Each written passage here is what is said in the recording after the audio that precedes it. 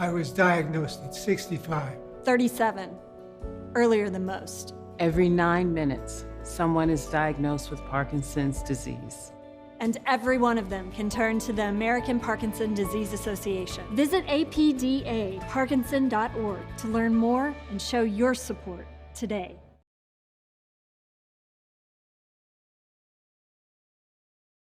It's the blue line. The blue one. Councilor Rubio. Yes, so I know we've had a lot of concerns about actually building the school on this site. During your discovery phase 1, I believe, am I right? Were you findings, exploring the site? Did anything come up that was concerning to you in building the school in this site? Because I think that's a question that everyone is kind of wondering as well. So the important thing about the RIDE process is that there's a lot of duplication in terms of the research and the studies. So we had to go back and reconfirm much of what was discovered during the stage 1. So we performed additional geotechnical borings during stage 2 to determine. Sorry, what was that? Geotechnical borings, which are drilling holes into the earth to determine the composition of the earth underneath. Mm-hmm.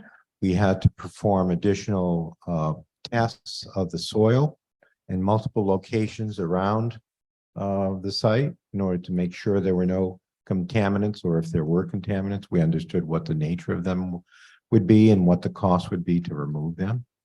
And then in addition, we would need to discover the status of the McCoy Stadium structure itself and whether it contained harmful. This is also relating to the question that you asked earlier, Councilor, to determine if there were hazardous materials in the stadium. So all that work was repeated in the stage 2 work. And yes, there is no concern about the viability of building on this particular site. And is We there, determined that the site can easily handle the loads Mhm. that are needed. There is something called ground improvement. There is some ground improvement which is needed. The cost of that has been incorporated into the currently estimated cost of the project. okay. And is that report public? Oh, well, it's in those 4 binders. That will be on the agenda. Yeah, you'll see it in the appendices. Thank you. Not in the body of the bond. Councilor Araujo. Yeah, one last question. The traffic study, we spoke about that earlier. And I'm not sure if that was performed before FedEx moved into the area. Okay, so obviously they have a lot of truck traffic there. I'm not sure what if they go down past where, if this passes if the school goes there and how it's designed. So we feel confident with the 3 schools there that we're good to go with traffic flow, because you also have, the elementary school and the junior high school and JMW as well in that area.